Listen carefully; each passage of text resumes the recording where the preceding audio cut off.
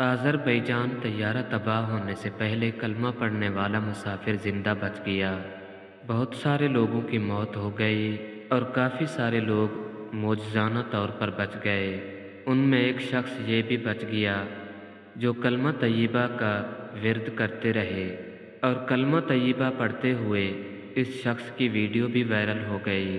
معجزانہ طور پر طیارہ حادثے میں یہ شخص بھی بچ گئے۔ یہ ہے کلمے کی طاقت، کلمے کی فضیلت، کلمے کی شان۔ جب طیارے کو حادثہ پیش آیا تو یہ شخص کلمہ طیبہ کا ورد کرتا رہا۔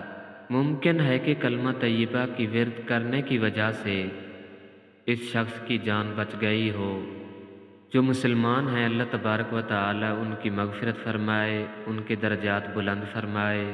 کلمہ طیبہ کی فضیلت و اہمیت۔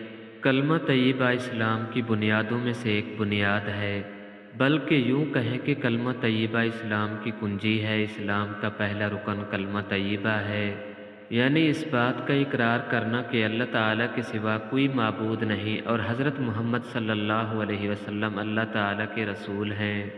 اس کلمے کے بے شمار فضائل ہیں، جن میں سے ایک فضیلت یہ ہے کہ جو انسان سچے دل کے ساتھ اس کلمے کو پڑھے گا وہ لازمی طور پر جنت میں جائے گا۔ مزید معلوماتی ویڈیوز، اسلامک سٹوریز کے لیے ہمارے چینل رشید علی وائس کو سبسکرائب کریں، ویڈیو کو لائک کریں اور شیئر کریں۔